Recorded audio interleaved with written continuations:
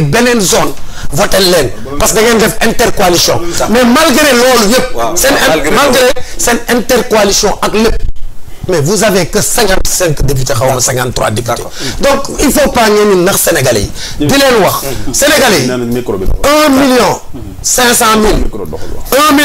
million voix la ñu nattal Benno Bokk Yaakaar yéen ji 1 million lañ leen nattal tey boo jëloon le reste du fichier ñi voté wul ils auront le même comportement le Benno Bokk Yaakaar reste xoolal redoutable un adversaire majoritaire dans ce pays boole si nag am candidat bu am jaar-jaar ñun ragaluñu parce que Ousmane Sonko bu dee jaar-jaar amul ko musul nekk chef de bureau dans l'administration sénégalaise. Merci beaucoup Djibril alors Mass Mboup Aliou Sall maa ngi ñëw ci yow mais ban posture la ñu mën a xaarandi en cas de décision défavorable à Ousmane Sonko puisque loolu moo indi coow li le 14 décembre prochain ndaxte Serigne Modou su ma ko déggee moom dafa mel ni foofu la may yóbbu léegi nag alors ban posture la ñu mën a xaarandi en cas d'une décision défavorable à Ousmane Sonko. waaw mais xam nga dama la wax fii benn mbir.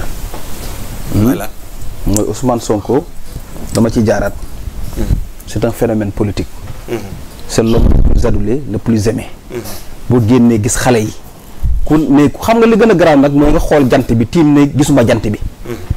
ku gisul waa Pastef parrainé c'est parce que génnoo sa kër. mais bu Ousmane Sonko daal di joxañee Bassirou Diomaye Faye. ne nañ ko parrainé.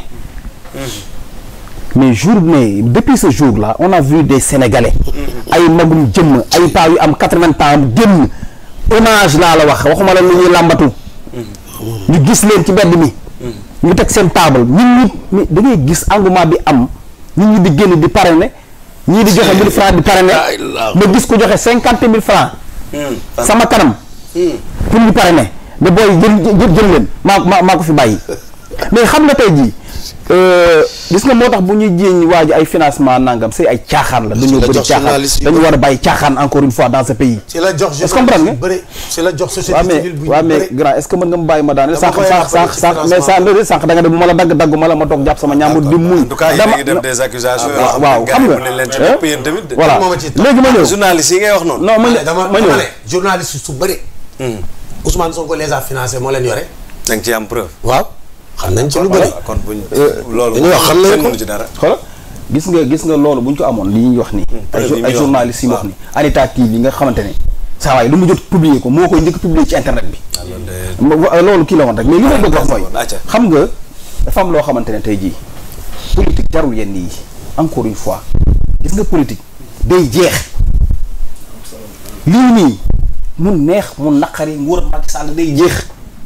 ci nii wala ci ne la day jeex. kon jarul ñaawoo. dëgg yàlla encore une fois parce que politique dafa war mën a ànd ak valeur.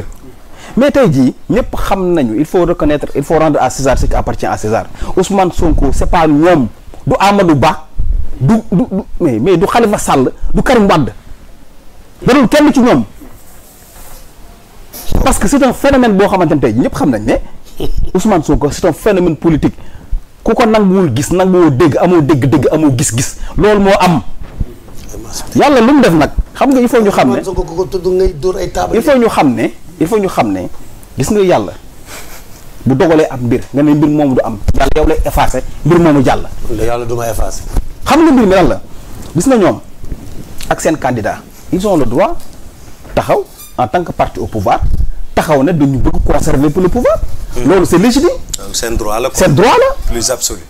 mais tey jii Sénégal xam nga lu ñu bëggoon. nan gis nga tey jii ak ku mën a gagné ay élections fii Sénégal boo ko gagné du am caf kay élection sans Ousmane Sonko. loolu nga foog.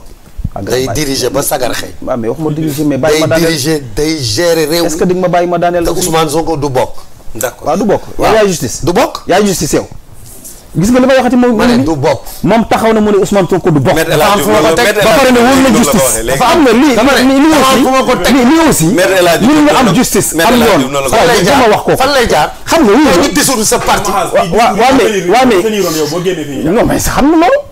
bu sax wérante. d'accord waaye du ma yéen dama ne nan ma bàyyi preuve yi muy li muy wax ni discours boo ko amee woon xam nga dama leen déglu attentivement boole ko muñ gu metti bay miir léegi problème bi mooy nañ ma bàyyi ma daaneel parce que aussi gis nga tey jii dafa am ñu bëri ñoo xam bëgguñ ñu wax ci Ousmane Sonko te Ousmane Sonko ce qu'il a subi man noo xoolal boo dee gor sax da nga yërëm Ousmane Sonko fi ñu ko jaarale te Ousmane Sonko ñii taxaw di wax naan dafa saaga magistrature nañ ma génneel benn élément bu Ousmane Sonko taxawee saaga juge wala saaga magistrature nañ ko génne.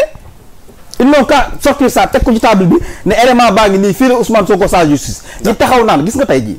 moo day wax mën a politique jarul yéen nii.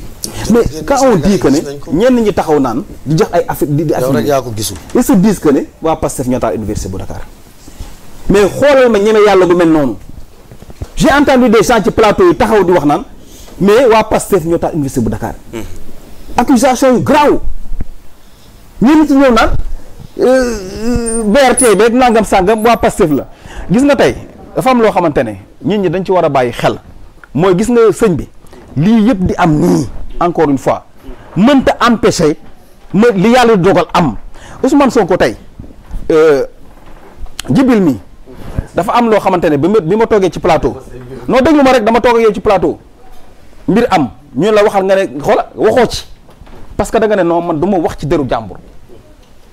est-ce que comprendre nga yooyu tey jii dafa am loo xam ne moom la ñuy xaar ci nit ñi parce que gis nga tey l'affaire Adji Sarr l'affaire Mame Mbaye Niang lu mu mën a doon les Sénégalais savent que c'est des dossiers yoo xam dañ ko teg pour gàllankoor waa ji du mën a dem élection te gis nga suñu magistrature bii aussi xam nga sànq da nga tudd mbirum magistrat yeeg yooyu ma ne la tey y a des magistrats qui sont dignes ñoo xamante ne tey ji droit la ñuy wax am nañu intègre tey ji moo tax man je vais à l'encontre de sëñ bi ba léegi man damay am yaakaar ne am yaqin ne mën nañoo xëy bés ñu lire le droit Ousmane Sonko bokk ci élection yi te bu bokkul ci élection yi sax tey jii xam nga dafa am lu Ousmane Sonko daan wax il faut ñu bàyyi ci xel ñun ñii dafa daan toog mu ne moom nguur yitteelu ko parce que il est porteur d'un projet Ousmane Sonko bi taxaw nag porter benn projet boobu mu porté mais yaakaar naa ne mais du moom rek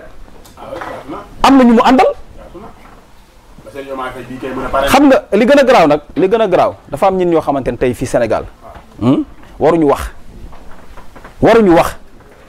parce que nit bu taxawee toog ñëpp di ko dégg mu ne s'il faut tuer 90% des Sénégalais nañ leen rey waaye mbirum Ousmane Sonko bi ne yegg quel est son intérêt Cheikh Yérim Seck moo ko wax mës ngeen dégg Madiambal Diagne toog fii jàkkaarloog Sénégalais yi wax lu baax ci Ousmane Sonko jamais te seetlu leen ñoom ñaar saa yu ñu génnee rek am na luy waaj saa yu déggee Madiambal Diagne mu génn wax wala déeta waay nga dégg tey jii Cheikh Yérim Seck génn di wax xamal ne am na luy waaj kon tey jii communication boobu ñoom ñuy def porté ci kaw nit xam nga ñoom dañu waroon noppalu mooy lan mooy tout le temps nga topp ci ginnaaw nit der di yàq deram tout le temps ngay wax lu ñaaw ci moom tout le temps nit kooku Sénégal yi di ko gën a bëgg encore une fois persécution bi ñuy def jëmale ko ci Ousmane Sonko te nag dafa am loo xamante ne ñii arrangé wu leen mais arrangé wul alliés yi foog ñu wax ko parce que dafa am ñoo xamante ne gis nga ñu bokk ci Yewwi Askan Wi la majeure part dafa am ñu bokkoon ci Yewwi Askan Wi ñu jàpp ne Ousmane Sonko tey jii buñ ko écarté ñoom dañuy jël électorat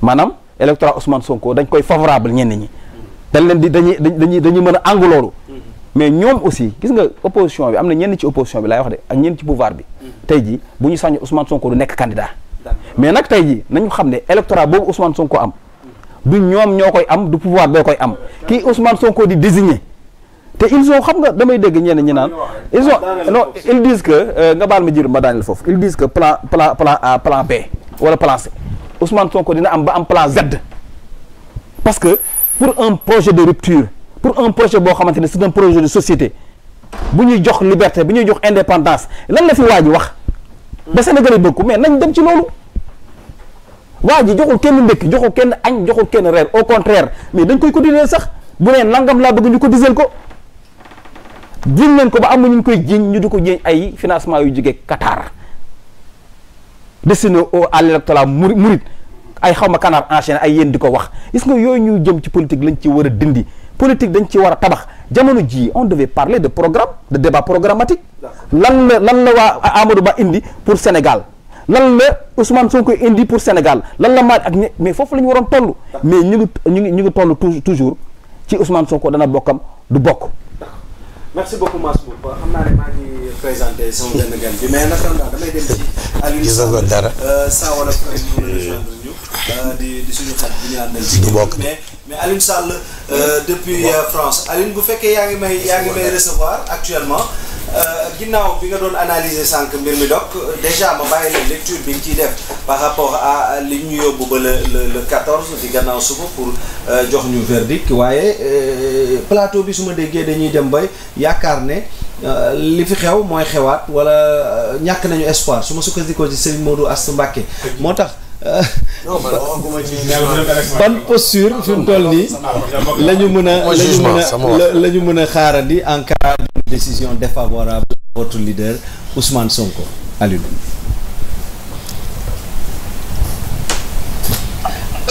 Alors waaw bàyyil ma revenir yéen dafa mel ni tey Alioune liaison bi waaw le réseau est un peu défectueux Alioune mais bëgg nañu su fekkente ne yàlla def na lépp sotti rek nga dugg ci plateau bi wax ak ñun nu mu gën a mucc ayib parce que soxla nañ sa réaction sot bi dina metti de honorable député